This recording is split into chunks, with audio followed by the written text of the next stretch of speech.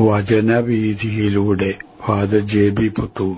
വിശുദ്ധ യോഹന്നാൻ രചിച്ച നമ്മുടെ കർത്താവ് ഈശോമിശിഹായുടെ പരിശുദ്ധ സുവിശേഷം. അധ്യായം 1. 43 മുതൽ 51 വരെയുള്ള വാക്യങ്ങൾ. പീലിപ്പോസും നഥാനയേലും. പിറ്റേ ദിവസം അവൻ ഗലീലയിലേക്ക് പോകാൻ ഒരുങ്ങി. പീലിപ്പോസിനെ കണ്ടപ്പോൾ യേശു അവനോട് പറഞ്ഞു, എന്നെ അനുഗമിക്കുക. പീലിപ്പോസ് അന്ത്രയോസിന്റെയും പത്രോസിന്റെയും പട്ടണമായ ബെത്സൈദായിൽ നിന്നുള്ളവനായിരുന്നു.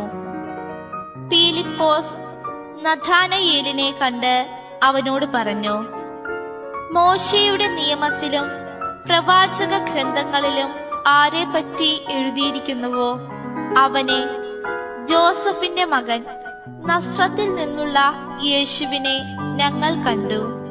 നഥാനയേൽ ചോദിച്ചു, നസ്രത്തിൽ നിന്ന് എന്തെങ്കിലും നന്മ ഉണ്ടാകുമോ? പീലിപ്പോസ് പറഞ്ഞു, വന്നു കാണുക. നഥാനയേൽ തന്റെ അടുത്തേക്ക് വരുന്നത് കണ്ട് യേശു അവനെ പറ്റി പറഞ്ഞു, ഇതാ നിഷ്കപടനായ ഒരു യഥാർത്ഥ ഇസ്രായേൽക്കാരൻ. അപ്പോൾ നഥാനയേൽ ചോദിച്ചു, നീ എങ്ങനെ എന്നെ അറിയുന്നു? യേശു മറുപടി പറഞ്ഞു, പീലിപ്പോസ് നിന്നെ വിളിക്കുന്നതിന് മുൻപ് നീ അത്തിമരത്തിന്റെ ചുവട്ടിലിരിക്കുമ്പോൾ ഞാൻ നിന്നെ കണ്ടു. നഥാനയേൽ പറഞ്ഞു, റബ്ബി, അങ്ങ് ദൈവപുത്രനാണ്, ഇസ്രായേലിന്റെ രാജാവാണ്. യേശു പറഞ്ഞു, അത്തിമരത്തിന്റെ ചുവട്ടിൽ നിന്നെ കണ്ടു എന്ന് ഞാൻ പറഞ്ഞതുകൊണ്ട് നീ എന്നിൽ വിശ്വസിക്കുന്നു അല്ലേ? എന്നാൽ ഇതിനേക്കാൾ വലിയ കാര്യങ്ങൾ നീ കാണും. അവൻ തുടർന്നു, സത്യം സത്യമായി ഞാൻ നിങ്ങളോട് പറയുന്നു, സ്വർഗം തുറക്കപ്പെടുന്നതും ദൈവദൂതന്മാർ കയറിപ്പോകുന്നതും മനുഷ്യപുത്രന്റെ മേൽ ഇറങ്ങി വരുന്നതും നിങ്ങൾ കാണും. ഫിലിപ്പോസിന്റെയും നഥാനിയേലിന്റെയും തിരഞ്ഞെടുപ്പ്. തന്റെ ദൗത്യം ഫലപ്രദമായ രീതിയിൽ ഈ ലോകത്തിൽ നിർവഹിക്കുവാൻ തന്നെ സഹായിക്കുന്നതിനു വേണ്ടി യേശു ശിഷ്യന്മാരുടെ ഒരു സമൂഹത്തെ രൂപീകരിക്കുന്ന സമയമായിരുന്നു അത്. ഇതിനോടകം 4 ശിഷ്യന്മാരെ യേശു തിരഞ്ഞെടുത്തതിനു ശേഷം ഒരു ദിവസം ഗാലിലി തടാകം ലക്ഷ്യമാക്കിക്കൊണ്ട് യേശു നടക്കുകയാണ്. യാത്രാമധ്യേ ഒരു ചെറുപ്പക്കാരനെ യേശു കണ്ടുമുട്ടുന്നു. അദ്ദേഹത്തിന്റെ പേര് പീലിപ്പോസ് എന്നായിരുന്നു.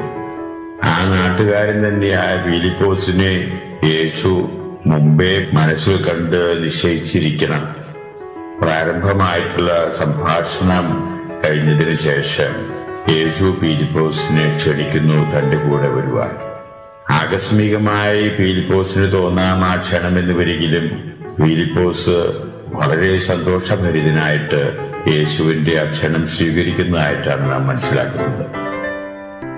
സ്വാഭാവികമായിട്ട് പീലിപ്പോസിന്റെ ആത്മസുഹൃത്തും കൂടിയായിരുന്ന നഥാനിയേലിനോട് താൻ യേശുവിനെ കണ്ടു എന്നും യേശു തന്നെ തന്റെ ശിഷ്യന്മാരുടെ സമൂഹത്തിലേക്ക് ക്ഷണിച്ചു എന്നും ഒക്കെയുള്ള വിവരണങ്ങൾ പങ്കുവയ്ക്കുന്നു. യേശു നസ്രത്തുകാരനാണ് എന്ന് പീലിപ്പോസിന്റെ സംസാരത്തിൽ നിന്ന് മനസ്സിലാക്കുന്നു. നസ്രത്തുകാരൻ എന്ന പേര് കേട്ടപ്പോ പീലിപ്പോസിന്റെ ആത്മസുഹൃത്തും കൂടിയായ നഥാനിയേല് ശുദ്ധ മനസ്സോടുകൂടി അതിനോട് പ്രതികരിക്കുന്നു. നസ്രത്ത് എന്ന് പറയുന്ന പട്ടണം ഏതെങ്കിലും ഒരു കാര്യത്തിൽ സവിശേഷ ശ്രദ്ധ ലോകത്തിന്റെ പിടിച്ചു പറ്റിയതായിട്ട് ഞാൻ കേട്ടിട്ടില്ല. നീ പറയുന്ന ഇത്രയും വിശേഷപ്പെട്ട ഒരു വ്യക്തി ആ നസ്രത്തിൽ നിന്നുണ്ടായി എന്ന് പറയുന്നതിൽ എനിക്ക് വിശ്വസിക്കാൻ വിഷമമുണ്ട്. ഫിലിപ്പോസ് നഥാനിയേലിനോട് പറയുന്നു, ഞാൻ പറയുന്നത് ശരിയാണോ അല്ലേ എന്നുള്ളത് നീ തന്നെ പോയി കണ്ട് മനസ്സിലാക്കുക. നഥാനിയേൽ ഒരു ദിവസം യേശുവിനെ കാണാൻ വേണ്ടി പോകുന്നു. യേശു യഥാർത്ഥത്തിൽ മനസ്സിൽ പണ്ടേ നിശ്ചയിച്ചുറപ്പിച്ചിരുന്ന ഒരു വ്യക്തിയായിരിക്കണം നഥാനിയേൽ. നഥാനിയേലിനെ കണ്ട മാത്രയിൽ യേശു തന്റേതായിട്ടുള്ള അഭിപ്രായം തുറന്ന് പ്രകടിപ്പിക്കുന്നു. കാപട്യമില്ലാത്ത ഇസ്രായേൽക്കാരൻ എന്ന രീതിയിലാണ് നഥാനിയേലിനെ യേശു വിശേഷിപ്പിക്കുന്നത്. യേശുവിന്റെ ഈ അഭിപ്രായ പ്രകടനം കേട്ട മാത്രയിൽ നഥാനിയേലിനെ വളരെ വിസ്മയമായിട്ട് തോന്നി. അപ്പോ അങ്ങ് എന്നെ ഇതിനു മുമ്പ് മനസ്സിലാക്കിയിട്ടുണ്ടോ എന്ന രീതിയിലായി നഥാനിയേലിന്റെ മറുചോദ്യം. യേശു അതിനെ ഉവ്വ് എന്നാണ് ഉത്തരം നൽകുന്നത്. അതിൽ നിന്നാണ് മനസ്സിലാകുന്നത് യേശു മനസ്സിൽ നോക്കി വച്ചിരിക്കുന്ന ഒരു വ്യക്തിയും കൂടി ആയിരിക്കണം നഥാനിയേൽ. യേശുവുമായിട്ടുള്ള സംഭാഷണം മധ്യേ അവർ തമ്മിൽ ഒരു സുഹൃത്ത് ബന്ധം തന്നെ ഉടലെടുക്കുകയാണ്. തീർച്ചയായിട്ടും നഥാനിയേൽ യേശുവിന്റെ ക്ഷണം സ്വീകരിച്ചുകൊണ്ട് ശിഷ്യന്മാരുടെ സമൂഹത്തിൽ എണ്ണപ്പെട്ടു കാണും. യഥാർത്ഥത്തിൽ നഥാനിയേൽ എന്ന പേര് ശിഷ്യന്മാരുടെ പേര് വിവരണത്തിൽ നാം കാണുന്നില്ല. എന്നാൽ ബർത്ലൂമിയ എന്നൊരു പേര് നാം കാണുകയും ചെയ്യുന്നുണ്ട്.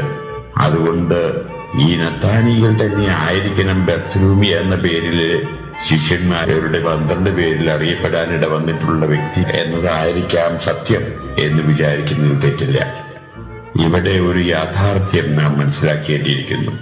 ആകസ്മികമായിട്ടാണ് ശിഷ്യ സമൂഹത്തിലേക്ക് ഓരോരുത്തരെയും യേശു തിരഞ്ഞെടുക്കുന്നത് എന്ന രീതിയിൽ പ്രത്യക്ഷപ്പെടുന്നുണ്ട് എന്നുവരികിലും ദൈവത്തിന്റെ അനന്തമായിട്ടുള്ള പരിപാലനയുടെ ആവിഷ്കാരം സൂക്ഷ്മ നിരീക്ഷണത്തിൽ ഈ ഓരോരുത്തരുടെയും തിരഞ്ഞെടുപ്പിലൂടെ പ്രകടമാകുന്നത് നമുക്ക് ശ്രദ്ധിച്ചാൽ മനസ്സിലാകും. അങ്ങനെ ആ ശിഷ്യ സമൂഹത്തിൽ 6 പേരെ യേശു ഇതിനോടകം തിരഞ്ഞെടുത്തു കഴിഞ്ഞു. ഇതാണ് ഇന്നത്തെ സുവിശേഷത്തിലൂടെ നാം ഗ്രഹിച്ചെടുക്കേണ്ട യാഥാർത്ഥ്യം. ഇവിടെ നാം